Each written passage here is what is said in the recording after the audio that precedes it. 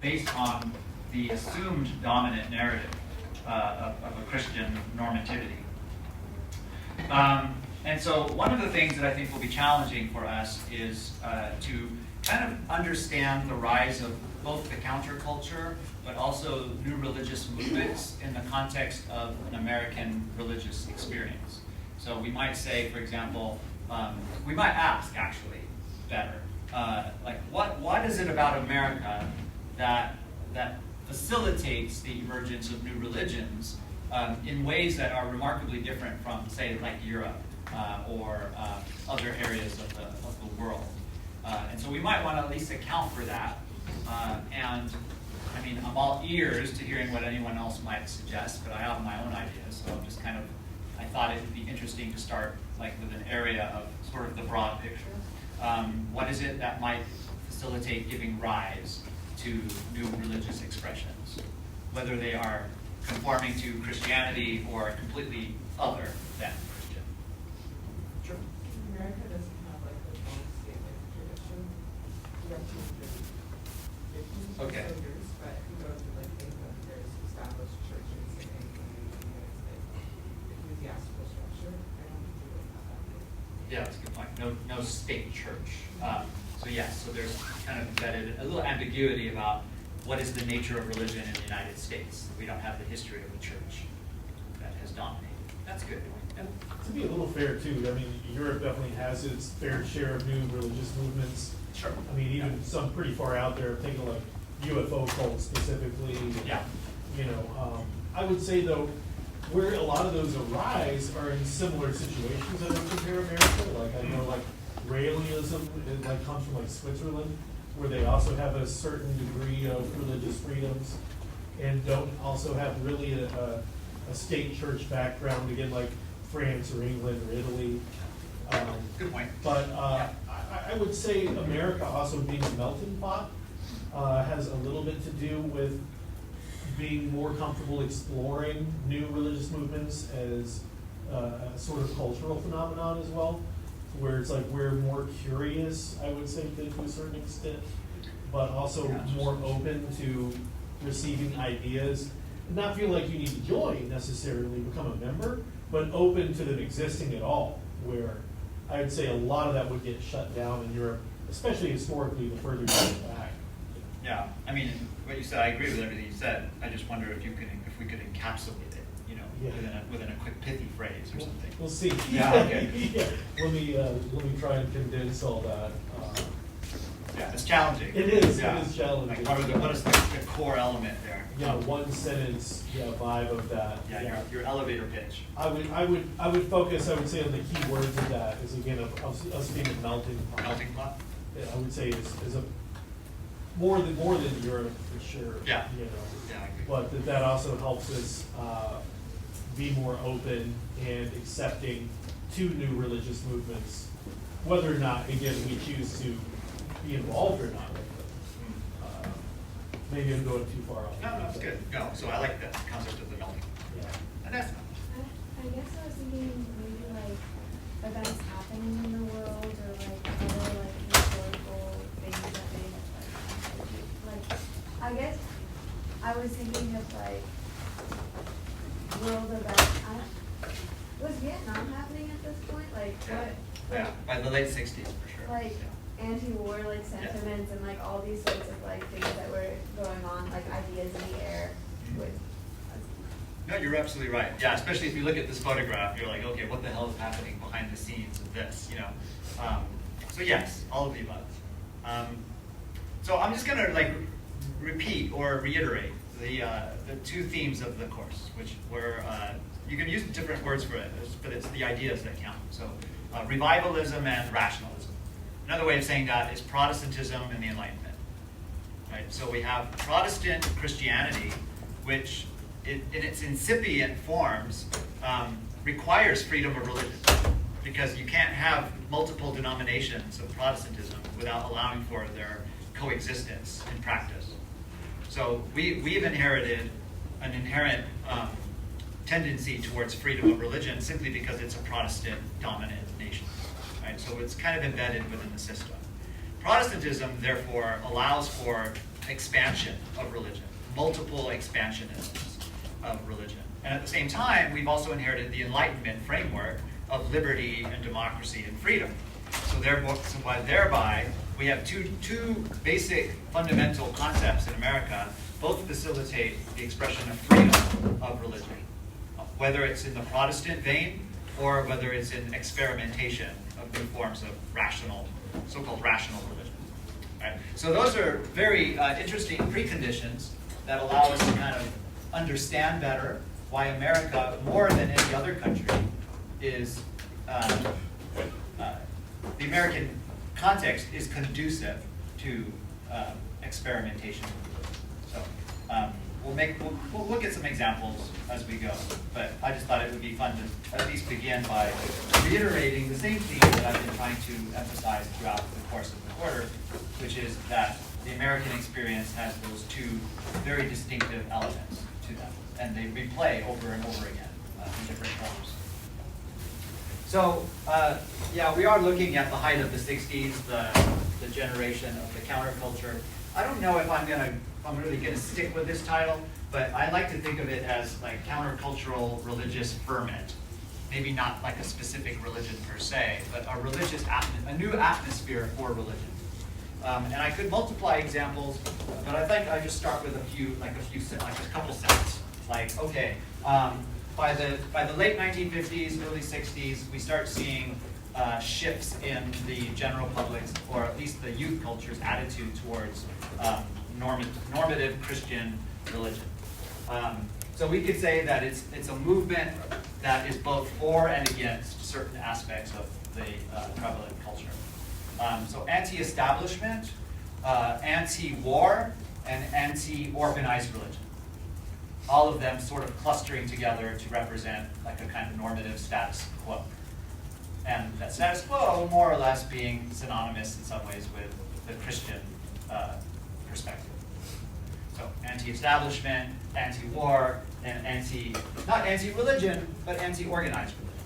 So the religious element is always a little nebulous, not quite defined, and somewhat malleable here.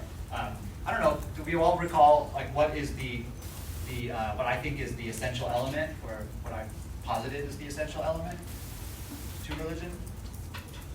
Sure. Yeah, a transcendental element, right? Some other world that you can align yourself with, relate to, or posit even, or just hypothesize is even as good as it can get. That's pretty flexible, I think. You can have a lot of different social and religious formations positing some transcendent reality that you align yourself with. And given the precondition of freedom to experiment and think and change forms, I think the sky's the limit for that distinctive religious essence or substance to manifest in very diverse forms. Yes. Just what is the prerequisite, like legally speaking, like in America? If I wanted to say, hey, I founded a new religion, I want to be tax exempt. Right. You know, Good. It's a good deal. It's a great deal, Yeah. but I'm like, I'm sure there's some checklist. There is, yeah. There, and it's sort of Protestant dominant, you know. A church structure, membership, a text, some kind of a long-standing allegiance, or like some affiliation with other similar like religious bodies.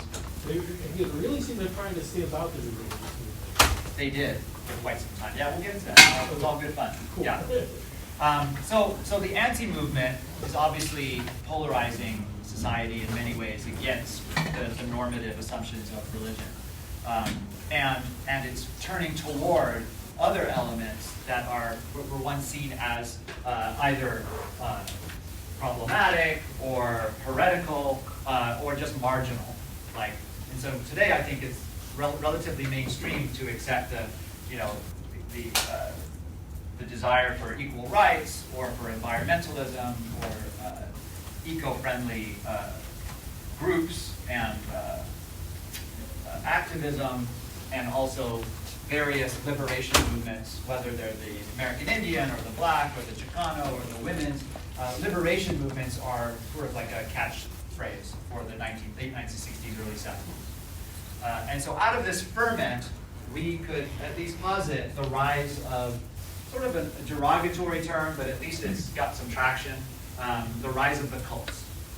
Late 60s through the 70s until today.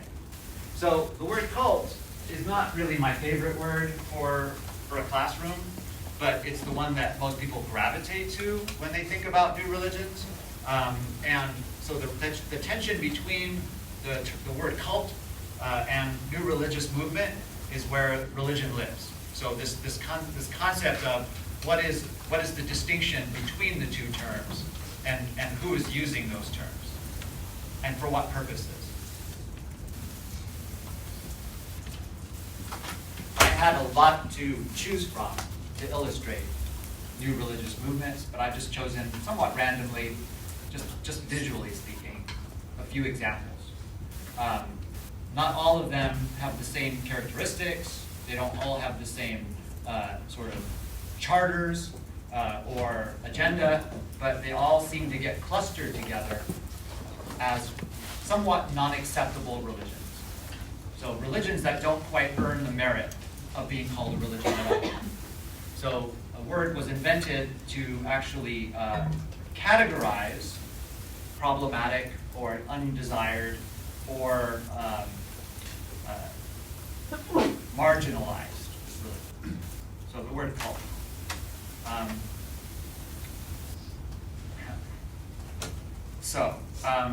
I'm not going to go into too much detail about the term cult, other than that it was appropriated from antiquity to change definitional reference. So the word cult in Latin refers to the worship of a god, like the devotion and care towards a deity that would be performed in a temple context. So I could say I belong to the cult of Dionysus. So I worship Dionysus in his temple or in a temple dedicated to him, and I'm a dedicated member, practitioner of that cult. But in the 1970s, the word cult was hijacked by groups of, well, it's not even, I don't even know exactly who took the term originally, but it started circulating as a way to describe religions that were not acceptable within the mainstream society. So the word cult gravitates from its legitimate use, I think, in ancient contexts, where it refers to the worship of a deity and the practices associated with it, to becoming a kind of a kitchen sink word that you can throw a lot of garbage into. And it becomes derogatory. So the connotation of the word cult has now an inherently negative meaning, which it did not have in antiquity. And so it's part of the rhetoric or the discourse of religion to start using terms that will devalue a religion and put it in a different category than religion. So when we use the word cult, when I use it, it's always in a derogatory way. It's like I use the word to describe a religious formation that I regard to be suspicious or unacceptable or even illegitimate. So it's a conversational term, not a scholarly term. So it has no actual merit when we're talking about religion, because it's inherently prejudicial toward religious groups. So I don't really care about using the term in this class. I wouldn't use it. But if we're having coffee together, I'll use it. All right, so in lieu of the word cult, which now is a dirty word, I'll prefer to use the word or the term new religious movement. And in America, we have a plethora of new religious movements to choose from, and it's a little overwhelming, at least from my end, to classify them and categorize them in terms of their prominent characteristics. So I've done my best. As far as I know, I'm the only one that actually does it like this. And so I'm going to introduce what I think is at least a useful rubric to try to make sense out of it all. So new religious movements was crafted as a term in response to the prevalence of the word cult. This is a scholarly intervention. in the field of religion to replace a derogatory term with a neutral term, a term that does not carry baggage of prejudice. So I'm going to shut up while you read.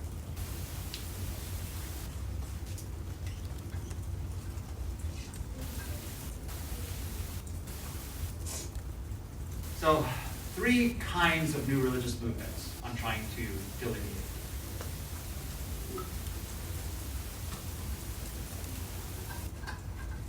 There might be overlap between them, but I think that the classification holds as long as the distinctions are made fairly clear.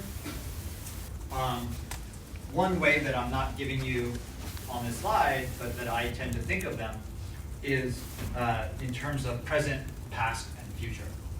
Present, past, and future, in that order. So we can identify groups that exist in more or less contemporary times. So they did not exist 100 years ago or 500 years ago or whatever. So they're emergent, they're new, hence the new religious movement. But they are oriented in more in present time. Like it has just recently come into being. And the example I like to give for that one, for that particular class, is Scientology. Scientology has an existence in our contemporary world, but not in the past, and perhaps not even too long in the future. Who knows? We'll see. So that's one example of a religion that has emerged that doesn't really have a whole lot of ancestral memory, and at least conforms to its present day orientation. And there are some general tendencies that I could identify, and it's a fairly common pattern that a new religion tends to gravitate or circulate around a charismatic figure who galvanizes or catalyzes some kind of social formation, group boundaries, and an emergent type of identity. So that's kind of like the general trend. Get somebody who's really cool, you follow them, and you've got a new religion.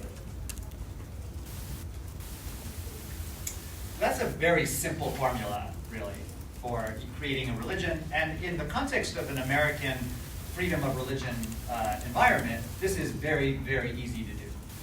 Right? We are eagerly awaiting new social formations of religious thought. Second kind is a little bit more complicated because it looks toward the past for inspiration and the model of ideal religion. And I'll illustrate it with some examples today.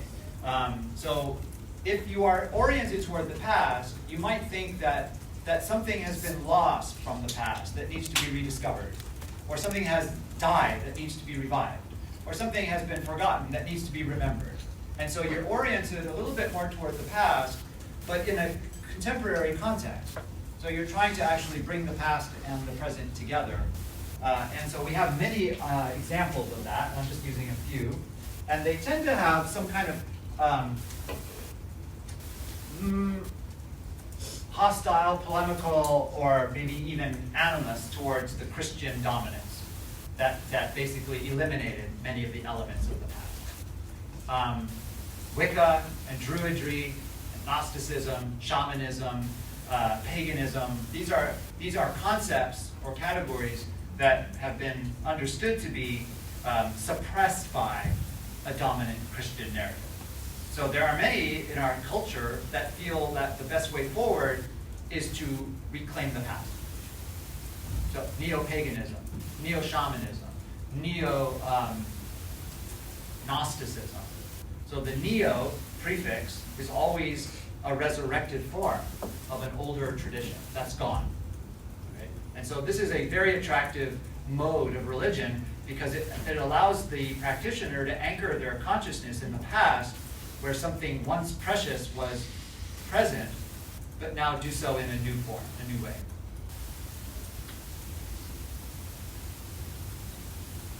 Okay. And then the third kind, all bets are off.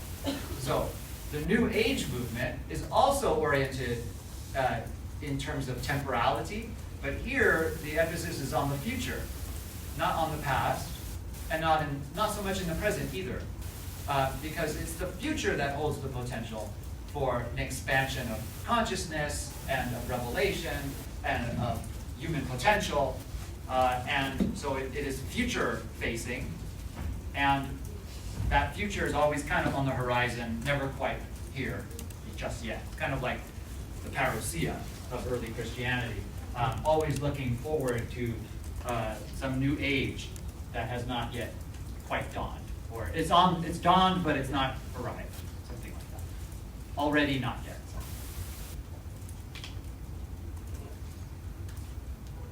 Yeah.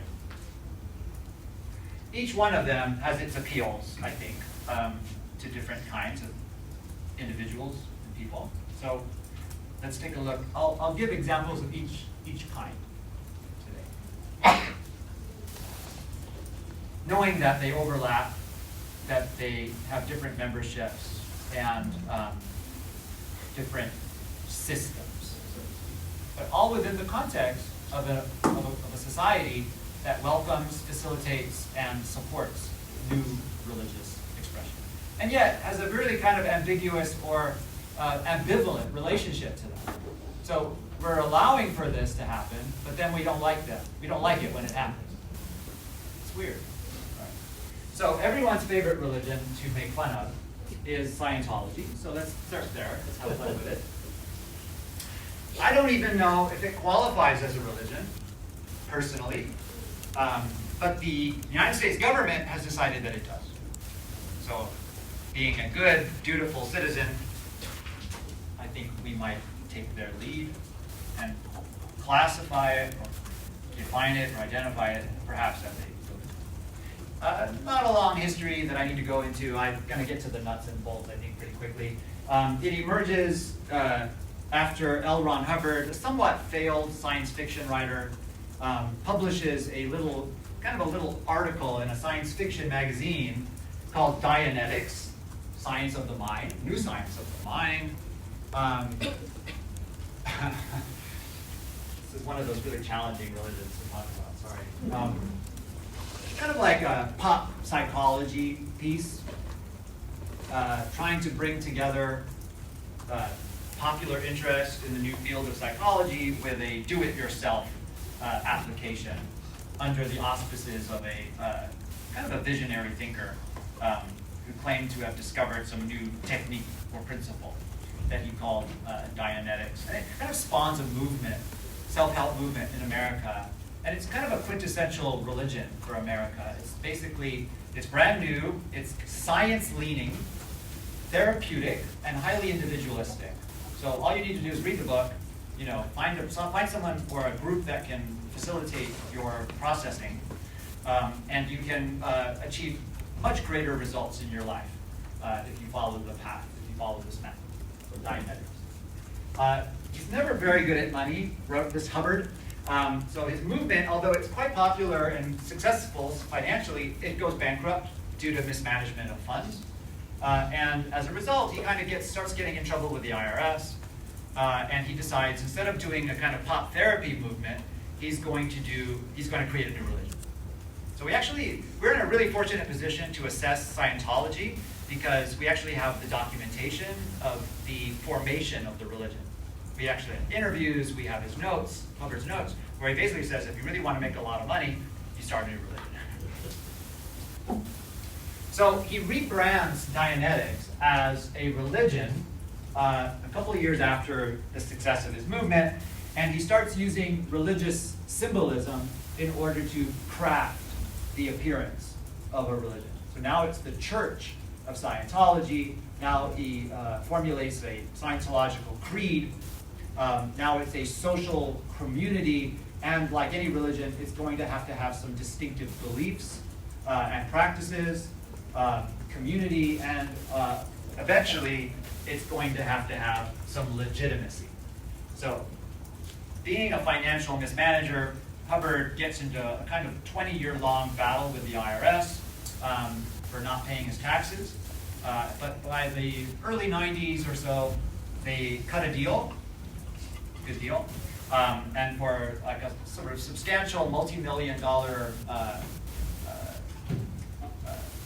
kind of filing with the IRS, they are granted religion status. So there's a deal that's made in the United States to allow for the tax-exempt status of the Church of Scientology to now exist under the cover of a legitimate religion. So that's one example where religion is defined not by a scholar, or nor by the people who are actually practicing the religion, but by government fiat, essentially. And so, what do we make of a religion that's basically manufactured as such, and then declared as such by a legal entity that really has no jurisdiction over what a religion should or should not be? It's kind of an interesting area to think about. So some people would just knee-jerk and default to the word cult when they talk about Scientology. It's a cult. It's a money-making, brainwashing scheme that exists to exploit people and extract resources from their pocketbook and lies to them about reality and their therapeutic powers that are in their potential. Other people regard it as a philosophy or a practice, not really a religion. And some people just don't even want to hear about it at all. But in Los Angeles, it's pretty hard to ignore Scientology, especially when the secrets of Scientology were less publicly known. And so if you have to ask, what does a successful Scientologist look like? I think you could do worse than checking out Tom Cruise and his particular success story. Probably the world's greatest spokesperson for this religion, and probably as good as it gets to embody the operating Thetan tradition of Scientology. So I'll have to do a little backup there. The operating Thetan is the religious idea within the Scientological system that identifies what most people would call the soul as an extraterrestrial entity that is basically living in your body from a galactic war that took place millions of years ago. And essentially, you're all sleepwalking through life because you don't really know that you are an actual Thetan with incredible cosmic powers that can only be unleashed and realized, you guessed it, through Scientology. So an operating Thetan is someone who has gone through the Scientological editing or auditing process, the auditing process where you relieve you eliminate the engrams, which are stored in your mind, that prevent you from actualizing your potential. So there's some vocabulary terms here that we need to kind of establish. The operating Thetan is the Thetan that has become realized through the auditing process. So an OT in Scientological terms. And there are many levels to the OT system. Right? But once you've hit OT, you're basically on an ascending scale of realization. I don't know what level Tom Cruise is at. I think he's probably pretty high on the OT level. He's a 9. Is he a 9? I think so. Oh wow, that's as high as it probably gets I think it is in a as high human as it form. gets. Yeah. At a 9 or a 9? 9. Number 9. Yeah, it goes in numerical order. You're also, there is a monetary price. Oh, yeah. For each one of these. Yeah, it's like $500,000. Substantial Yeah. monetary price. Yeah. I think to be clear is at least 50,000. Yes, the clear is someone who's pre-OT and yet has released the engrams that prevent them from actualizing their potential. Yeah, that's a good point. Yeah, so we got some terms here. The OT, which is the what you should be like if you were clear, and then advancing through the Scientological system. The Thetan is the soul, although it's not quite formalized as such. Was L. Ron Hubbard at level 9, or was he above that as like the leader? It's a good question. I don't know. He, at his death, was intimating that there were even higher levels than the ones that he had delineated. But as far as I can tell, I've never seen a report where he was where he self-identified as a particular level. Now, I'd like to be corrected if I'm wrong, but I don't know. I don't think that he said like what level he was at. Yeah. Thank you. You'd think if he created the system, he should know. But. Yeah. So like what powers do you unlock? Oh, I don't even tell you what the powers are. I'm sorry. astral travel, telepathy, clairvoyance, healing, the ability, so supernatural abilities, I would say, from like a scientific perspective, but basically all sort of paranormal phenomena that we would be familiar with from other sort of paranormal studies. But he synthesizes them so that these become the natural results of an operating Thetans power system. Yeah. So basically, like a Superman walking around, like Tom Cruise. Well, I think also they start revealing more secrets of the universe, like the higher you get on. Oh, for sure. So Yeah. like OT 3 or 4, they reveal the Xenu. You've got your versed in this. That's Oh, good. yeah, I'm well versed. You're well versed. Okay. Not for scholarly, but more comedic. Yeah, it is pretty funny. Yeah. Isn't everything fine? I'm sorry. I have a problem with like separating Christian religions to this because to me it's all so funny. Okay. I mean, okay, they believe that they are like a Superman, but people believe that they're possessed by the devil. Yeah. Isn't it like comparable? Of course, yeah. Right. I mean, there's a continuum. You know, spirit possession, supernatural power. You know, possessed by the Holy Spirit, you're manifesting some of the very same powers, but you call it something legitimate. Here, it's weird and cultish. Socially accepted. Yeah, yeah. How much of religion is actually just social conformity to a set of ideas? It's a good question. Yeah. So yeah, there's one man's cult is another man's religion, right? So yeah, good point. Okay, so we're looking at something that adapts psychological therapeutic models of healing, whereas if you were able to uncover some traumatic episodes in your life, talk about them with a therapist, and kind of open yourself up to that, you probably would feel clearer of your burdens or of your psychological baggage. So that's part of something that he's inherited from the pop psychology of Dianetics.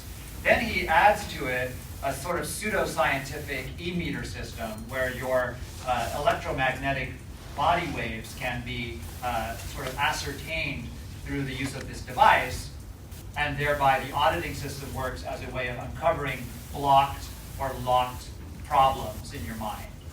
So you have to really trust the system to take you out of that blockage and allow you to be clear.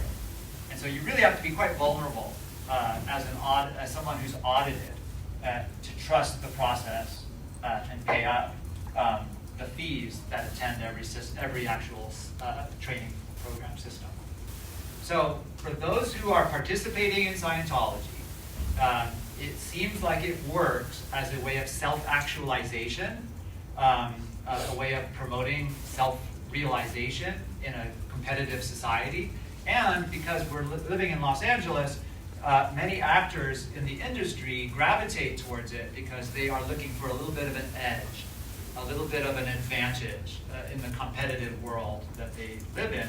And so it's particularly conducive for those who feel like they are ambitious, they're open to new ideas and new scientific thought, and the social world that you join when you get audited or you hang out with some Scientologists is one of very optimistic and positive reinforcement. So if you were to be inducted into this system, it probably would begin to affect you because of the reinforcement, peer pressure you'd be receiving. So it's just one example, very easy to kind of mock a little bit, but still, for those who participate, it's effective in its own way, or at least potentially. All right, let's get out of here. So that's my example. There are other examples of brand new religions, right? Religions that are just being constructed based on our assumptions of what a religion should have. It should have it should at least be called something like a church. So now we have a Church of Scientology. It should have a creed. We have a Scientological creed. We should have a community. Yes, we certainly have that. We have distinctive beliefs. Absolutely. There's a whole Scientological drama. Then we have the practices associated with it. Absolutely. And so we have all the components that we need to make a religion, and we also have a cross, which is extremely attractive for people who expect to see some kind of religious symbol when they enter a religious building. So a little bit of the best of everything. It's got religion, it's got science fiction, it's got psychology, and it promises that you will make a lot of money if you do so. And the supernatural powers don't hurt either. But let's move on. Although I could linger. Right. The second group I've called, what did I call them? Neo-movements that look toward the past. So I'll do a few examples. So the first is the pagan past. So the pagan past has a very interesting sort of terminological problem, not unlike the word cult. We use the word pagan always, well, almost always, in a derogatory way. And there's a reason for that. It was invented to do just that work. So the word pagan comes from a Latin term that refers to country bumpkins or rural dwellers that could be differentiated from the urban Christian normative assumptions of what a good citizen of the empire was. So the word pagan is not something that pagans called themselves. They had their own ethnic and religious and geographical terms for themselves, but it was coined by Christians to designate a category kind of like the kitchen sink, where everything could be inserted that was other than Christian. So it has a history that is derogatory, the same way that the word cult is, and it identifies undesired or undesirable religions, particularly all those non-Christian religions, as associated with sort of like dirty country, simple, superstitious, nature-oriented paganism. So why would anyone want to resurrect paganism and bring it back into the present moment? Well, it seems like for many people disillusioned with Christianity, the pagan past holds some of the keys to understanding the ancient world, but also the historical context within which Christianity first arose. So paganism is a kind of rubber band concept, and it's yielded some really interesting new experiments in religion, I guess, and they all kind of fall under this umbrella of neo-paganism. So the desire to have new forms of pagan worship. Be a witch, be a druid, and almost in every case, there's an attempt to restore or resurrect some type of nature worship. So even though the word pagan refers to country dwelling or rural groups, it does have some traction there because it is almost always oriented toward the land, towards nature, towards the female, towards goddess worship, or at least towards an egalitarian approach to the divine. And it's compatible, I think, with ancient pagan practices associated with nature. Okay. So neo-paganism, just visually speaking, is a very attractive form for contemporary alternative religion. And I'm not asking you to go join a coven or any such thing, but at least we can be aware of why it is fascinating to people. That paganism was essentially suppressed by Christianity in the 4th century. And the term was used to ensure that the non-Christian religions would always have a derogatory rhetoric. So it's almost like an inherently problematic term. And those who use the term neo-paganism as a positive term are doing so really as a subversive FU to that dominant status quo. We're going to take the term, we're going to use it because we're going to reclaim it for ourselves. So, neo-paganism. Did the movement start with Gerald Gardner, or was there earlier? Yeah, there was always a little bit of overlap between esotericism, the practice of Western magic, and then the rise of the new form of neo-paganism, or witchcraft. Okay, that makes sense. Yeah. Yeah, it was a little bit, it went from the sort of more sinister elements, towards a more public mainstream. It's scary to like this Celebration, Yeah. yeah. which is why I think the more traditionalist magicians, not magicians, but practitioners of the occult would probably kind of smirk at the the Coachella version. Right. of it. Yeah, that's a good point. Okay, pivoting. Neo-shamanism.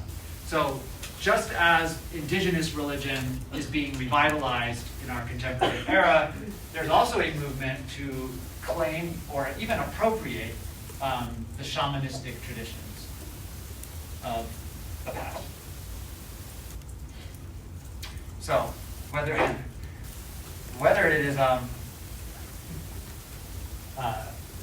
Carlos Castaneda, famous UCLA student, who experimented with psychoactive drugs and falsified his PhD dissertation, nonetheless earning his PhD dissertation at UCLA,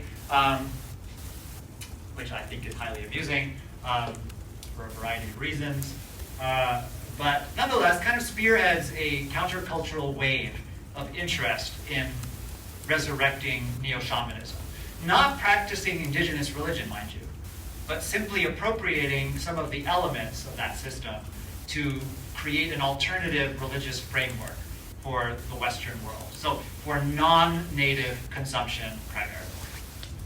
So this is not Indians redoing their religion, it is non-natives participating or appropriating the native systems of now using the problematic term shamanism in some ways, which is itself a anthropological problematic term, as we've seen.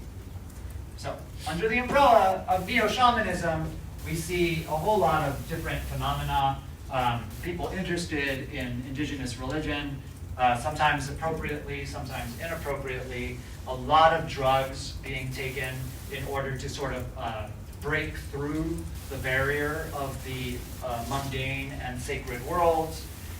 It does coincide politically with American Indian liberation movements, and so there's an ongoing tension between indigenous practitioners of their own traditions and the non-native world that is fascinated by the neo-shamanistic framework. This is an ongoing problem. I won't belittle it, and it probably best goes under the category of cultural appropriation. Non-native practitioners of indigenous religion have a very difficult time actually understanding, let alone living in, a tradition that's not theirs. But that doesn't stop.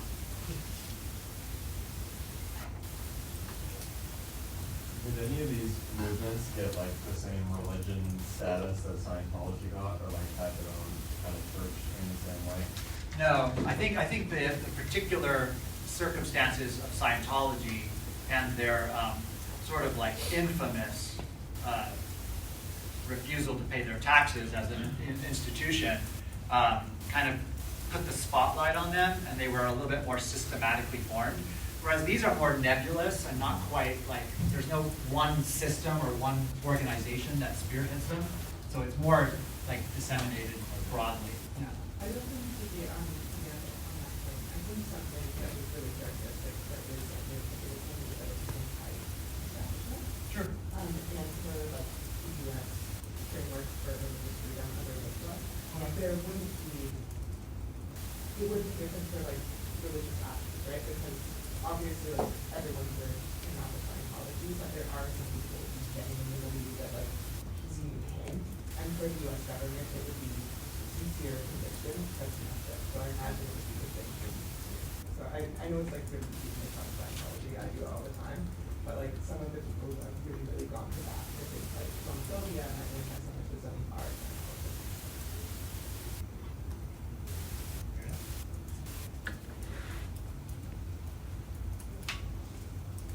Questions? Problems? Disinterests?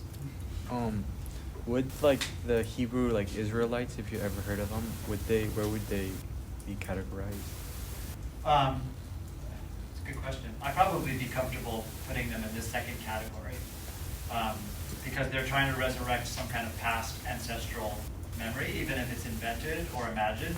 Right. That's where their imagination goes. And whenever you feel like your revelation is something that has been kept secret or has just been recently discovered, but its claim of authorities in the past, I feel like there's some compatibility with these other groups. Always trying to claim something lost, recover something that has been forgotten or suppressed. So shamanism, of course, is a religious orientation because of the way that it posits a mystical, transcendent dimension. So therefore it qualifies as religious, but it's also prohibited because Indian religion was prohibited for much of the history of the United States, at least regarded as inferior or subordinate to Christianity. So when we talk about neo-shamanism, it's again quite dangerous, regarded as previously heretical in terms of normativity. And so it's a little bit more like an alternative framework, the way that neo-paganism is. It's a way of accessing a religious system that is no longer, or it's no longer illegal, but it's certainly not accepted in most circles. And finally, I think I will open the door for neo-Gnosticism. And neo-Gnosticism is another example of a religious tradition that was suppressed by Christianity in antiquity. And so when it's recovered in a 20th century context, 21st century context, it again has all of the elements of subversion, problematic categorization, a history of heretical demonization, and such. Okay, I've always been a little bit confused by Gnosticism. Me too. To what extent, in terms of the part of it that's related, like separation of Hebrew Bible from New Testament, Oh, yeah. in what ways is it a product of Marcionism? Yeah, it's a good question. Marcion is usually not identified as Gnostic by most scholars, this field.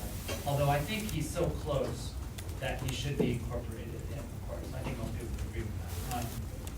But the quintessential distinction for the Gnostic vision is either polemical relationship to or an ambiguous relationship to the God of the Hebrew Bible and Jewish tradition.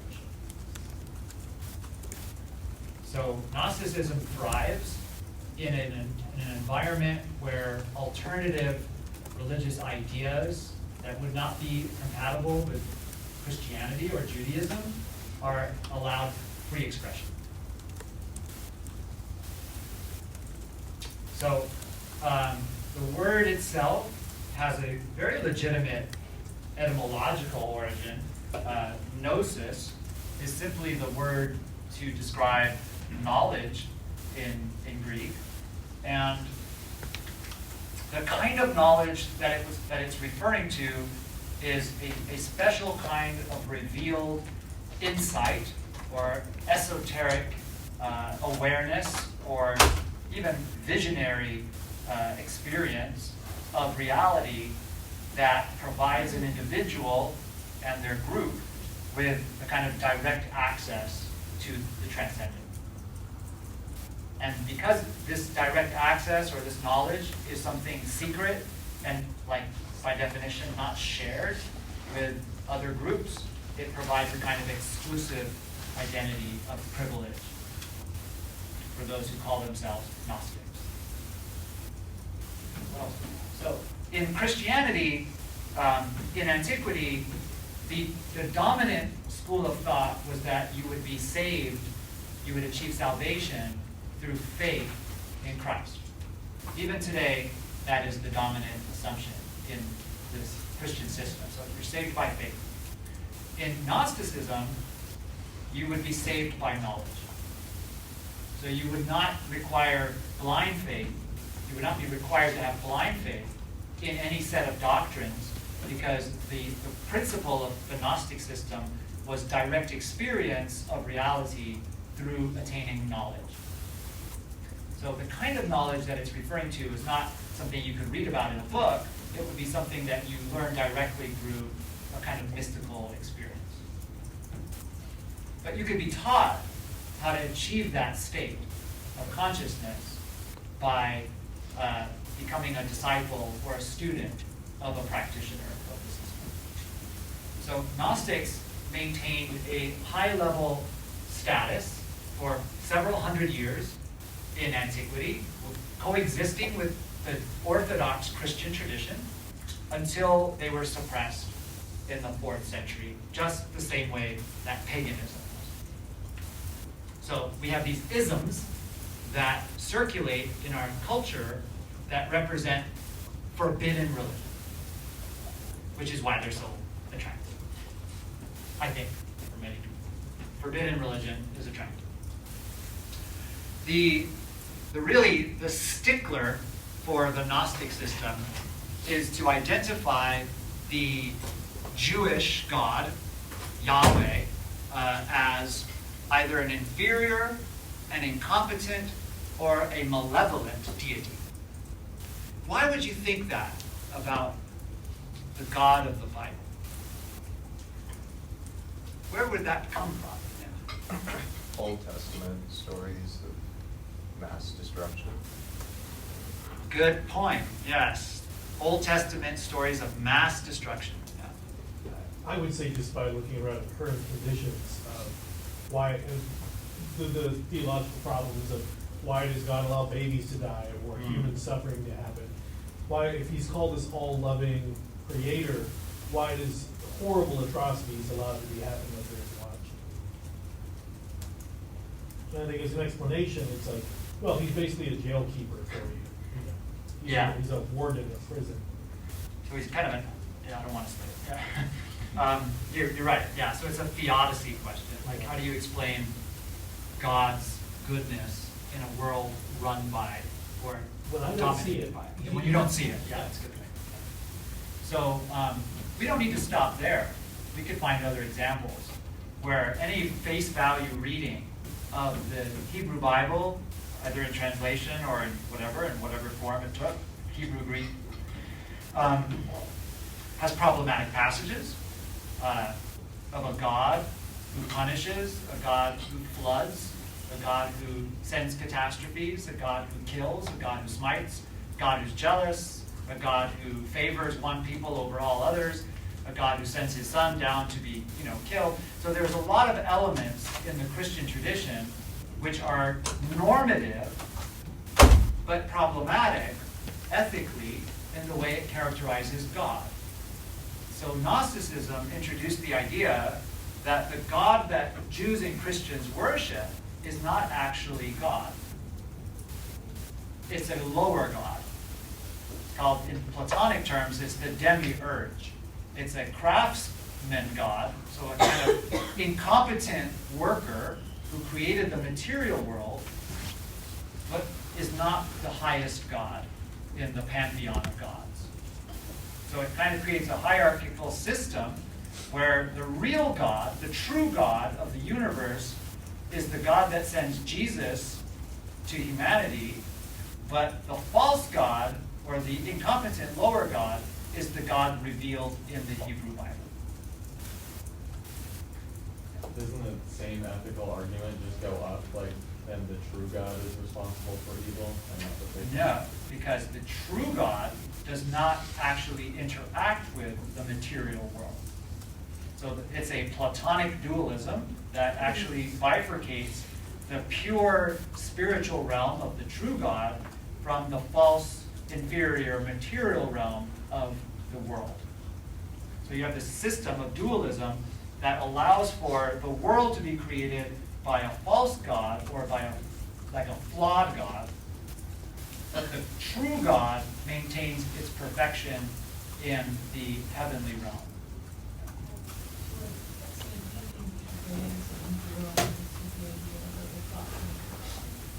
That's a good question. I've never really thought about it off the cuff like that. I think it's got some good traction there I could pursue. Yeah, it's interesting. Yeah, because it is kind of like a split between two gods. Yeah. On top of that, like the more or less supreme being of Gnosticism is Sophia Pistis. So it's sort of like goes in line with this Judaism of like wisdom being this almighty sort of power, Yeah. that fits in with the Enlightenment era, but I don't know how much contact they would have had with Gnostic gospel. Well, Gnosticism is a kind of current, or an underground kind of thought system.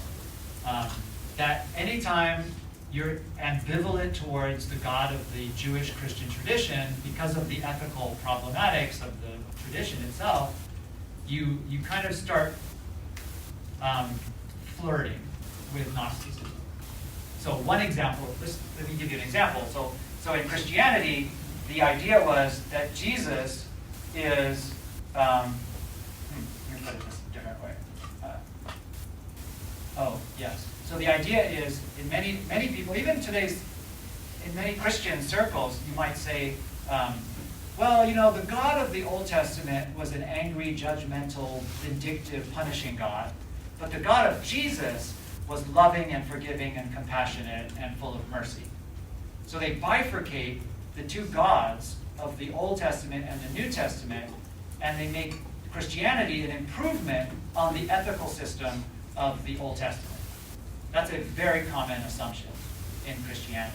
And it's kind of proto-Gnostic, because you're saying that it's kind of like there's two gods, or that God is schizophrenic. He used to be like this, and now he's like this. Now that he had a son, it changed his attitude. Something like that. So it's kind of Gnostic leaning. And the problem with the church to this day is that it has a very difficult time reconciling the portraits of God from the Old Testament and the New Testament. And so Gnosticism is a heresy because it basically drives a wedge between these two visions of God. It wants a pure God, who's a God of love, and it wants to demote the God of hatred, judgment, jealousy, and vengeance to a lower level. It does not eliminate that God, but it demotes it. Yeah. How do they reconcile if the God of the Old Testament is cruel and a demiurge? How do they reconcile with Jesus' identity as a Jew? Does that come into play? Yeah, it's a great question. How do you do that? Well, he's not really a Jew. Jesus is an illusion that comes from the true God, takes on the appearance of human form in order to save humanity, and then appears to be in a physical body, or physical form, but actually is a kind of spirit being who never really becomes human.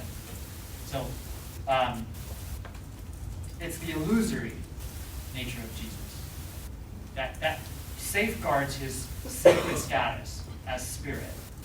So he never truly becomes flesh, which of course is antithetical to the incarnation of Jesus in Orthodox Christianity, where Jesus must become flesh in order to save humanity. So basically, Christianity emerges as a, sorry, I'm in antiquity right now. Christianity emerges as antithetical to a rival system. So Orthodox Christianity that insists on Jesus being the incarnation of God is formulated in many ways to oppose the idea that Jesus was never really flesh. But now I'm far afield. I'm in my element, so sorry. But okay, let me see if I covered all this. Yeah, that's a fascinating area. The demotion of God to lower status. Yes, I think I covered that. All right, so now I'm going to end on a note where I think current research is trying to figure shit out. Figure stuff out. So I've just been really describing things to you. I haven't been trying to explain anything, I think. So one of the things that we do in religion is we try to move from description to explanation. And to describe things is pretty easy. You just kind of look at it and you observe what the phenomena are and you just repeat them. Explaining things is very difficult. So a colleague of mine at UCSB has tried to do that. She has tried to explain the rise of new religions. And she's Her name's Ann Taves. And she wrote a book about 7, 8 years, something like that ago. And she uses 3 examples of new religious movements, and she finds similar patterns in all 3 of them, and she tries to explain the rise of new religions through this sort of scientific, naturalistic methodology. So she includes Alcoholics Anonymous, Mormonism, and the rise of A Course in Miracles, which is the least well-known of the 3 phenomena. Title of her book is Revelatory Events, subtitled 3 Case Studies of the Emergence of New Spiritual Paths. It's one of the only attempts to explain religion scientifically, and particularly with a focus on the new phenomena of NRMs.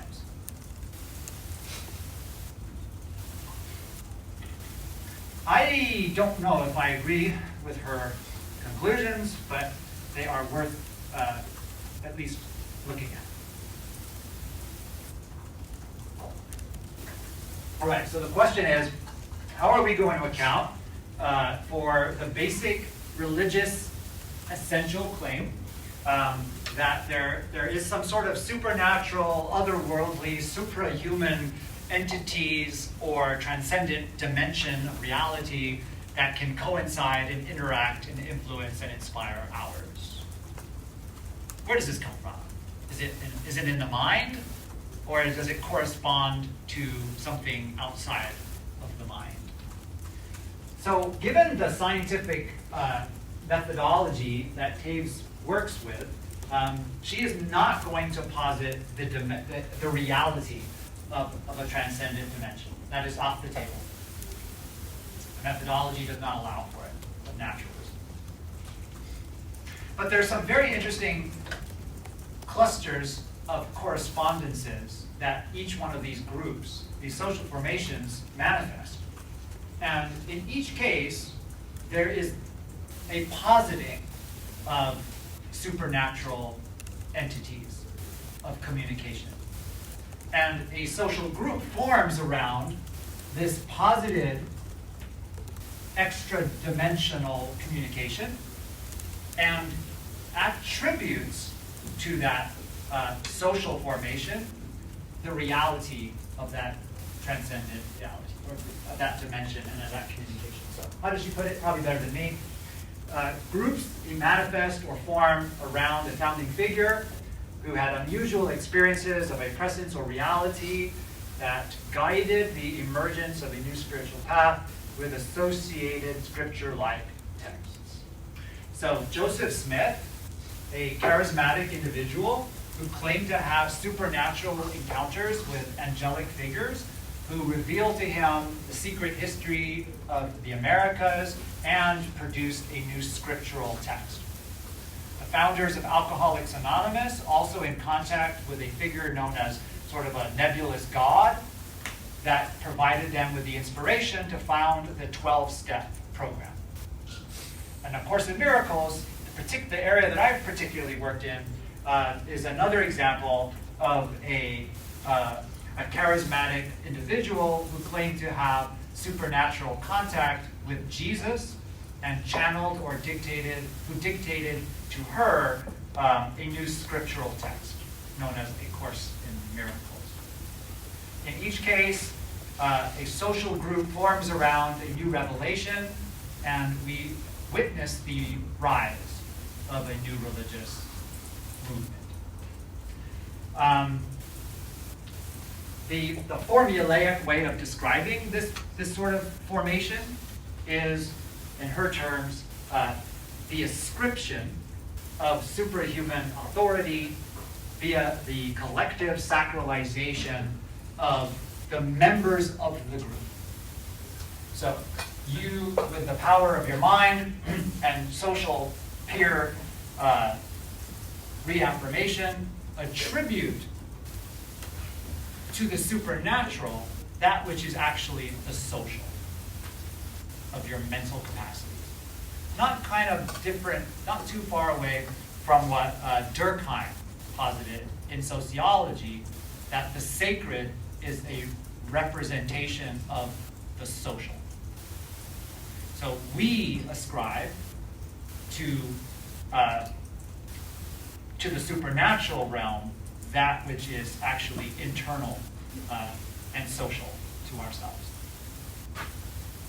So this is an explanation of why religions get quick and rapid traction in these particular configurations of charismatic individual clustered the nucleus of a new group that then manifest or externalize their authority by producing a scriptural text, and then it becomes a kind of living tradition by group acceptance, a group affirmation. I don't know if this exhausts the possibilities of explanation. I think in many cases it probably is a very fine model that would actually solve religious problems, like analytical and historical problems. And I think there are always cases where the data does not quite conform to this attribution or ascription model. But as a description of what we do, it does. In terms of its explanatory power, I'm always going to remain a little open-minded about that.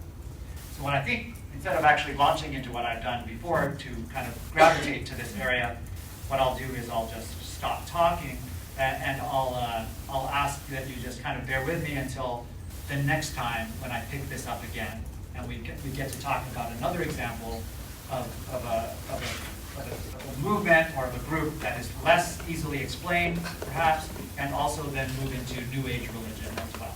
Right.